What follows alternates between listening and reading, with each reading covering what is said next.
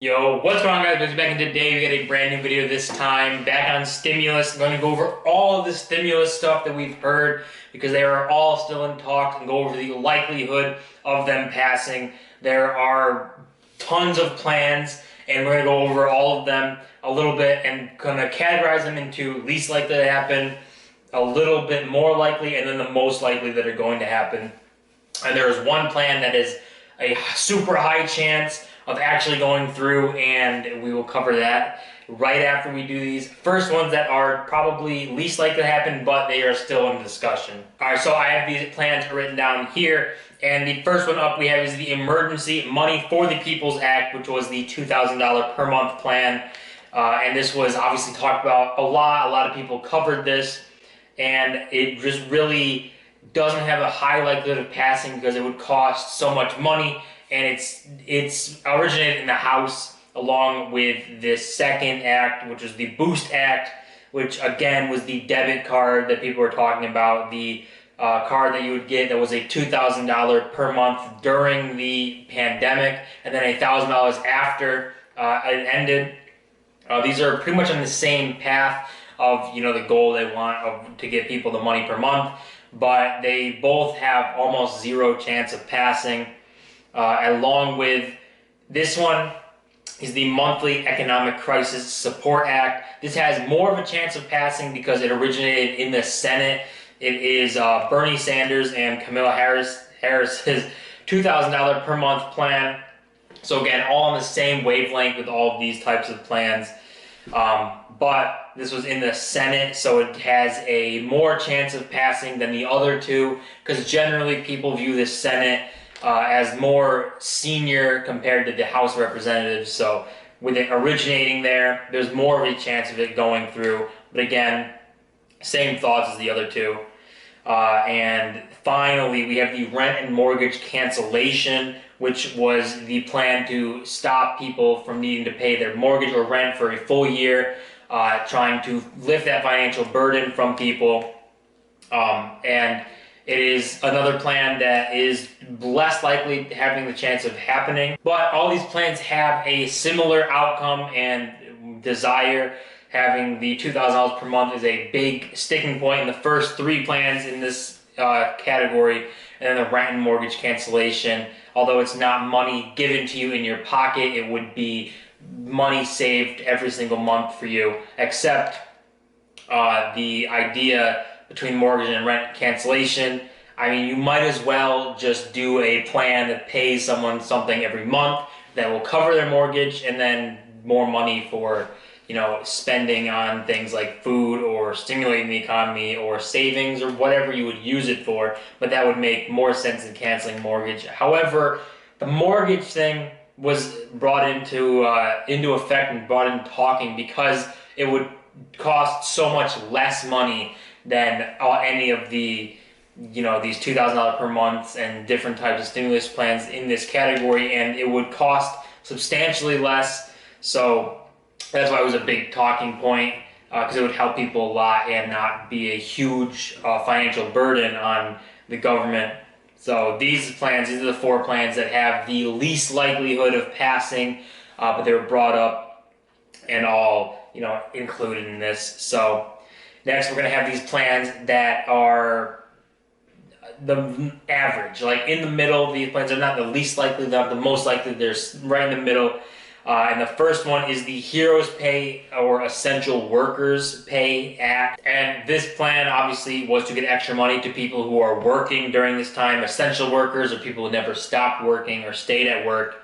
And this would have been more likely to go down to actually have a shot at being passed if the lockdowns were longer. Like right now we're seeing lockdowns being lifted and reopenings happening. So it's probably going to be null and void, this whole thing. But if lockdowns had held longer, there would be more of a chance of this happening, and there was people supporting this, and this got more traction than the other bills, which is why it's in this like average category. But it's probably just not happening considering the state we're in now. And the worst part about, or the best part about this was to help people who never stopped working and to get essential workers extra money because they weren't able to take advantage pretty much of the unemployment bonus of $600 per week plus your state to end up making more money a month than you would be making working. So this would have kind of helped people at least make extra money who didn't stop working, go on unemployment, although you can't blame people for going on unemployment like that because it's just a ton of money. And the other plan we got in this average to pass category is the back to work credit, which is a plan that the government would give you $450 per week to go back to work and get off unemployment, basically saving the government money because they have more money and unemployment costs with the $600 a week. So lowering it to $450 and still pulling from that fund will save them money and end up not being a huge financial burden on them.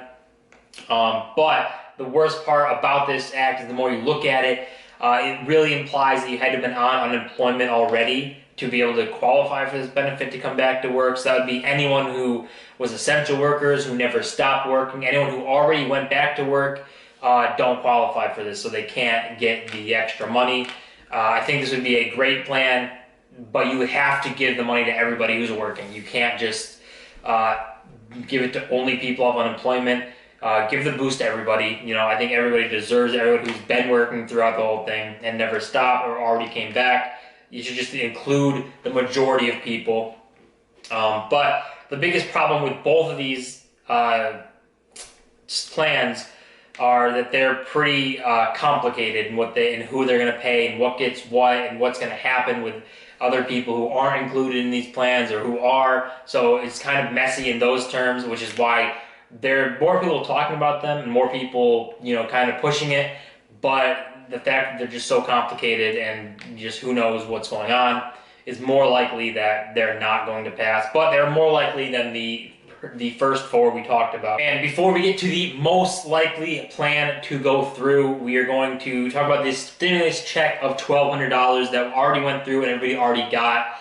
And the reason why there probably will not be another stimulus check like that, a one-time check, something like that, because the majority of people took that check and either saved it or invested it, which is not what Congress wanted you to do. They wanted you to go out and buy shoes, buy TVs, buy electronics, stimulate the economy and do that types of stuff.